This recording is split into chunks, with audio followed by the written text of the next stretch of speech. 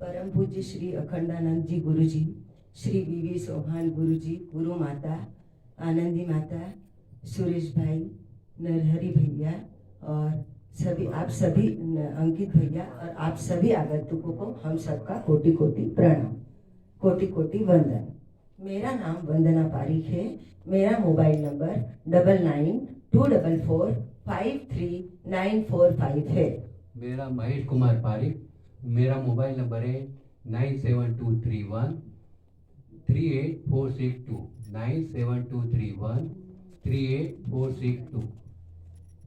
हम अहमदाबाद गुजरात से आए हैं और सबसे पहली बात तो ये है कि एनडीएस वो ही फॉलो कर सकता है जिस पर ईश्वर की विशेष कृपा हो, और हम सब वही विशेष कृपा वाले हैं जिन्होंने हमको यहाँ पर इस देवभूमि पर लेकर के आए हैं, और हम सब ईश्वर के बहुत बड़े आभारी हैं जिन्होंने हमें इस शिविर में भेजा है। और हम वास्तव में इसलिए भी बहुत भाग्यशाली हैं कि इस देवभूमि में आए हैं, और इस शिविर का हमारा अनुभव तो बहुत अच्छा रहा।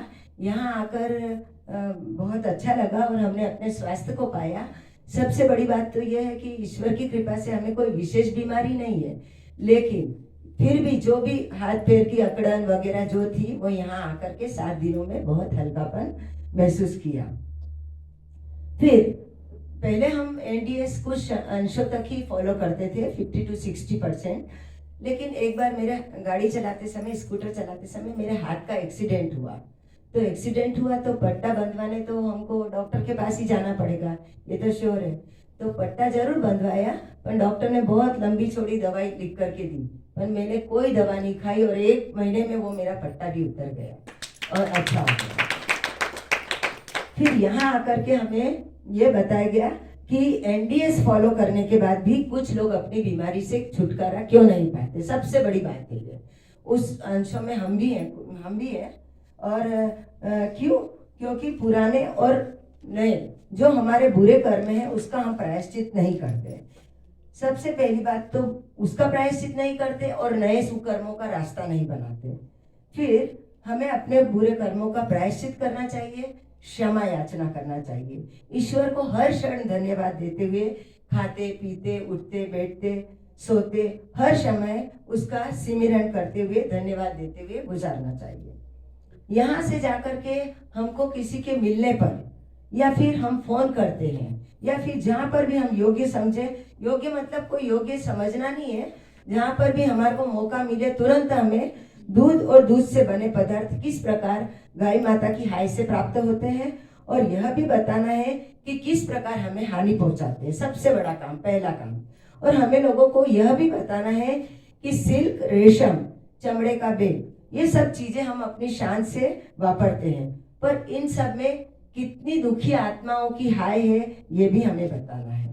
फिर हमें संजीवनी क्रिया करके शरीर को शुद्ध करना है और अपनी गंदगी खुद ही साफ करनी है। ठंडी पट्टी का उपयोग करना है।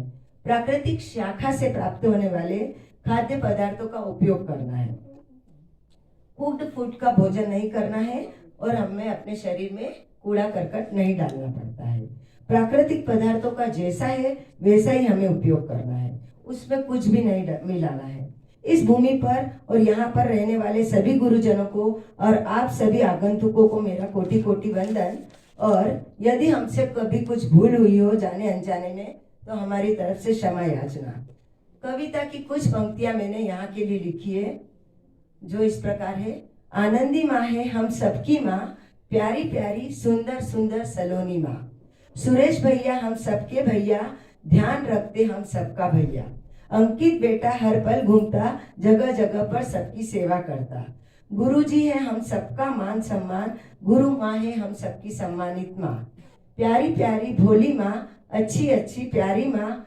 नरहरि भैया हम सबके भैया, रखते अपने पास अपार ज्ञान का भंडार। और हम और आप सब यहाँ आए मेहमान, प्रणाम है आप सबके चरणों में बारंबार, प्रणाम है आपके सबके चरणों में बारंबार। धन्यवाद।